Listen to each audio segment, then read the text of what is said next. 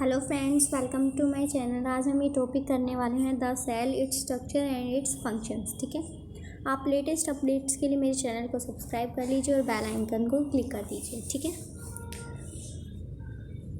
Let's get started.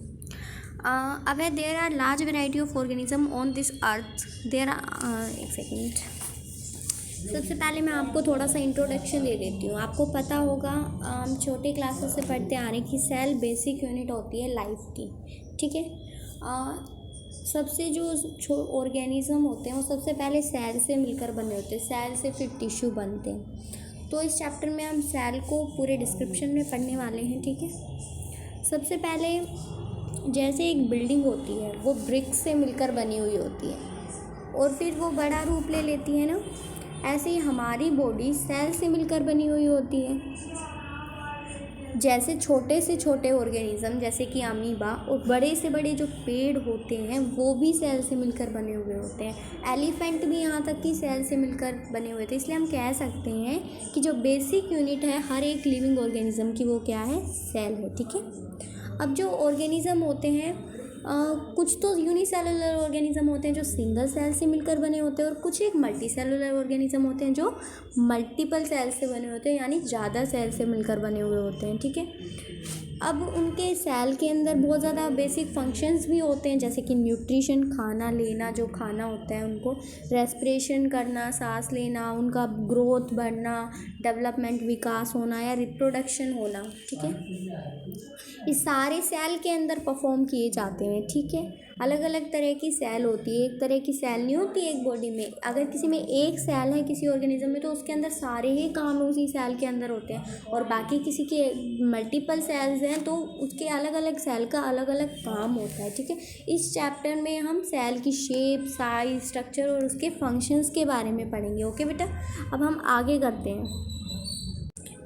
अब next है discovery of the cell, यानी कि डिस्कवरी कैसे हुई, सेल की खोज कैसे हुई, वो हम पढ़ेंगे।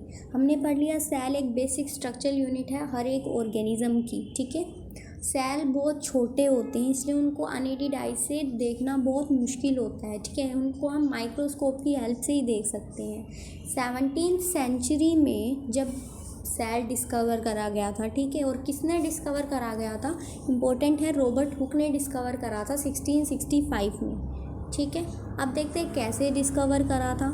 उसने कॉर्क होता है ना, जो कि बार्क होता है ट्री का, ठीक है, छाल वगैरह उतार के उसने देखा था, उसके थिन स्लाइसिस को उसने ऑब्जर्व करा था और उसके पास एक उसका सेल्फ डिज़ाइंड माइक्रोस्कोप था। उसका माइक्रोस्कोप था, अनएडेड आइज से सेल्स को देखना it is very difficult, but उसने माइक्रोस्कोप से देखा तो उसको उसके ऊपर क्या दिखा, हनी कॉम्ब जैसे कुछ छोटे छोटे स्ट्रक्चर्स दिखे उसको, और जिसमें कंपार्टमेंट कमरे की तरह कुछ बने हुए थे, उसने वो ऑब्जर्व करे। जैसे आपको पिक्चर में गिवन है honey comb structure of cork sales.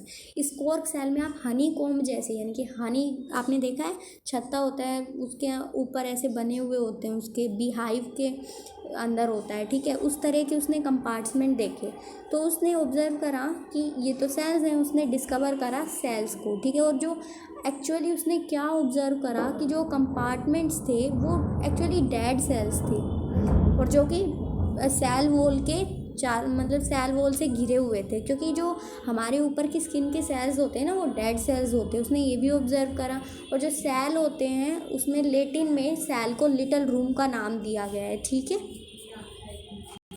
अब हम आगे रीड करते हैं द सेल। अब सेल के बारे में अच्छे से पढ़ेंगे। हमने पढ़ा ऑल लिविंग ऑर्गेनिज्म किससे मिलकर बने होते हैं, सेल से मिलकर बने हुए थे। सेल बेसिक स्ट्रक्चर होता है और हर मतलब नंबर में, हर ऑर्गेनिज्म में वो नंबर में अलग हो सकते हैं। किसी में कितने नंबर ऑफ सेल्स होते हैं, किसी में कितने नंबर ऑफ सेल्स होते हैं। शेप में अलग हो सकता है सेल, साइज़ में अलग हो सकता है, अलग अलग ऑर्गेनिज्म में। अब यहाँ पे आपको डू यू नो में गिवन है, देखो आउटर मोस्ट लेयर होती है स्किन की। जैसे हमारी स्किन के ऊपर की जो लेयर है ना, ये डेड सेल से मिलकर बनी हुई होती है, मतलब ये डेड सेल्स हैं हमारी, और ये मतलब टाइम के हिसाब से पीरियडिकली रिप्लेस्ड हो जाती है नई सेल्स से। ठीक है, अलग अलग सेल से रिप्लेस करी जाती है। इसलिए इसने बोला है कि आप सरप्राइज़ होगे जान के कि एक आदमी 4 किलोग्राम स्किन लूज़ कर देता है हर साल, सेल्स लूज़ कर देता है हर साल, क्योंकि जो हमारी स्किन है ये डेड सेल से मिलकर बनी होती है। आपने कभी ऑब्ज़र्व करा होगा कि जो आपकी स्किन के कुछ चोट लग जाती है तो थोड़े दिन बाद वो बिल्कुल ठीक हो जाती है। ऐसा क्यों हो जाता है कि जो न्यूअर सेल्स होती है वो